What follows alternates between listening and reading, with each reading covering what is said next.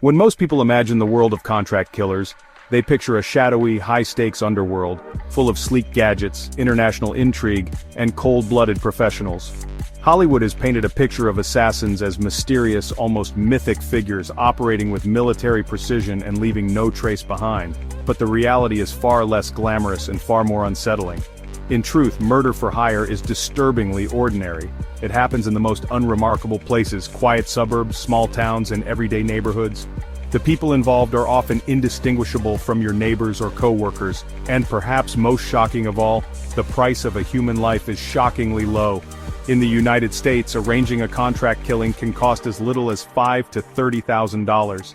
In some parts of the world, the price drops even further, sometimes just a few $100s. The transaction is often as simple as handing over an envelope of cash in a parking lot, or making a deal in a dingy bar.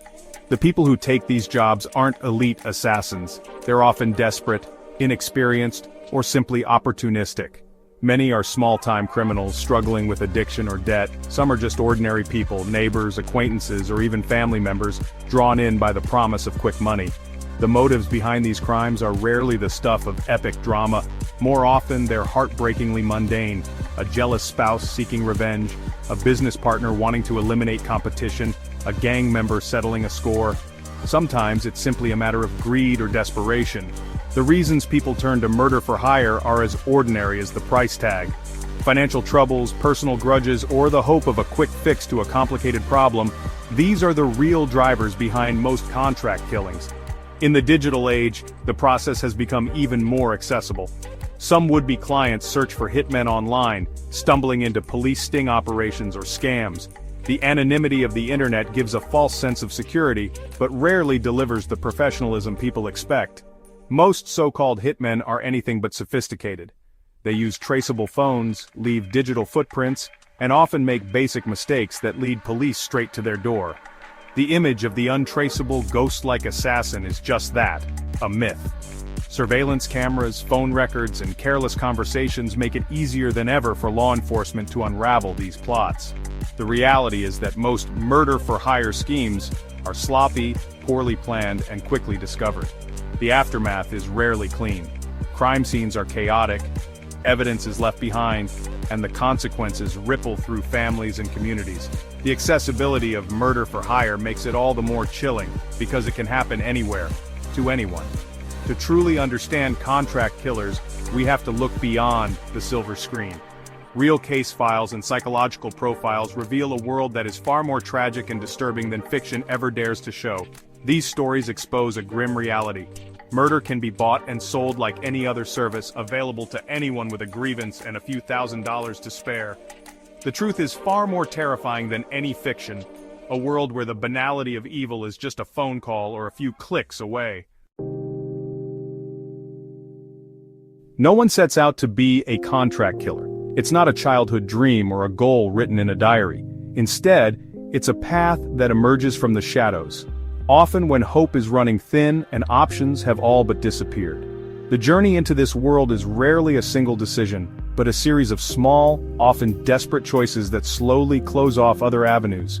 For many, it's a path shaped by desperation, crime, and a gradual desensitization to violence.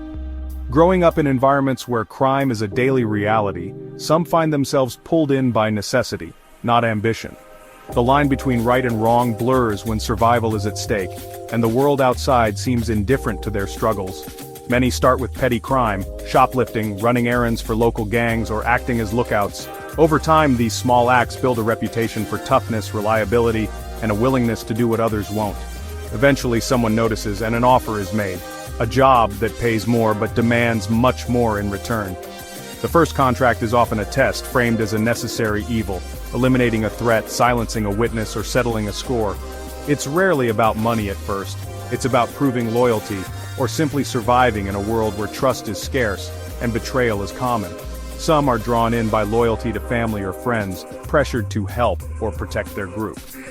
The bonds of community can be both a shield and a trap, making it hard to refuse when someone close asks for a favor that crosses the line. Others are opportunists, ordinary people facing crushing debt, divorce, or the threat of losing everything. For them, murder for hire is seen as a one-time solution, a desperate gamble to escape a life spiraling out of control. They convince themselves it's just this once, that they'll walk away after. Amateurs are the most unpredictable, often making fatal mistakes that draw the attention of law enforcement or rival criminals. Their lack of experience and emotional turmoil can turn a calculated act into chaos, with consequences that ripple far beyond the intended target. The unsettling truth is that the potential for violence can exist in anyone, given the right mix of pressure, opportunity, and circumstance. In the end, the pathway into the trade is rarely a straight line. It's a maze of choices, each one narrowing the way out. The daily life of a contract killer is defined by anonymity, not excitement. They blend in, living in average neighborhoods, driving unremarkable cars, and working ordinary jobs. Attention is the enemy. They avoid flashy purchases, social media, and keep few close associates. Their life is compartmentalized. Violence at work, normalcy in public. Between jobs, they wait, maintaining fitness, practicing skills, and studying targets or law enforcement tactics. This downtime is spent in vigilance and preparation, not action. The psychological toll is immense: paranoia, isolation, and emotional detachment. Genuine relationships are impossible. Everyone is a potential threat. Their routine is one of loneliness and disciplined self-erasure. A contract killing is a business deal, shrouded in secrecy. Clients find killers through criminal networks, using intermediaries for deniability. Both client and killer are vetted. No one wants a liability. Negotiations cover the target, timeline, and price, which depends on risk and urgency. Payment is split, a down payment, then the rest after the job. The killer studies the target's habits, looking for the perfect moment to strike. Real hits are simple and brutal: a shooting, a staged accident, a disappearance. The goal: eliminate the target and escape unnoticed. Afterward, the killer severs all ties, destroys evidence, and returns to their cover life. Then, they wait for the next call. Contract killers are set apart by their emotional detachment. Unlike crimes of passion, their killings are premeditated and transactional. The victim is just a job. This detachment often stems from a lack of empathy, bordering on psychopathy. Many appear normal, even charming, masking their true nature. Their motivation is money, not psychological gratification. They are risk managers, focused on efficiency and minimal evidence. Their violence is targeted and purposeful, not random or ritualistic. The contract killer is a predator for profit, a uniquely unsettling figure. Richard Kuklinski, infamously known as the Iceman, was one of the most chilling contract killers in American history. He claimed to have murdered over 100 people, a number that sent shockwaves through both law enforcement and the public. His nickname came not just from his cold demeanor, but from his gruesome method of freezing his victims' bodies to confuse investigators about the time of death.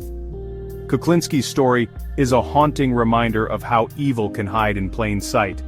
To his neighbors and friends, Kuklinski appeared to be the picture of normalcy, a devoted husband and loving father living in a quiet New Jersey suburb.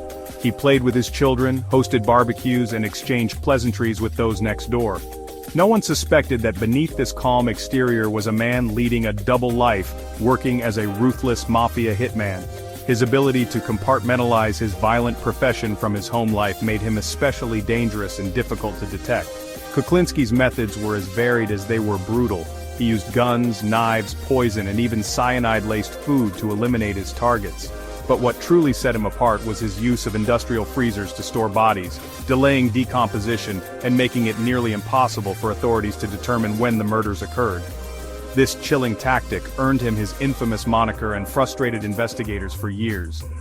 His reputation for violence and efficiency quickly caught the attention of organized crime families, who hired him for some of their most sensitive and dangerous jobs. Kuklinski moved in the shadows of the criminal underworld, earning both fear and respect. However, many of his own stories were later found to be exaggerated, as he relished the infamy and mythos that surrounded his name. Despite Kuklinski's claims of dozens, even hundreds of murders, law enforcement was only able to definitively link him to a handful of killings. The true extent of his crimes remains a subject of debate, clouded by his own fabrications and the secretive nature of his work. Detectives spent years piecing together evidence, often frustrated by the lack of witnesses and the elaborate lengths Kuklinski went to cover his tracks. Ultimately, it wasn't a dramatic shootout or a slip-up that brought Kuklinski down. Instead, it was the tireless efforts of undercover agents and patient, methodical police work. An undercover officer gained Kuklinski's trust, gathering enough evidence to finally arrest him. The operation was a testament to the power of persistence and careful planning in law enforcement. The investigation into Kuklinski's crimes demonstrated that even the most feared and elusive killers are not invincible. Through forensic science, surveillance, and teamwork, detectives were able to unravel the web of lies and violence that Kuklinski had spun for decades.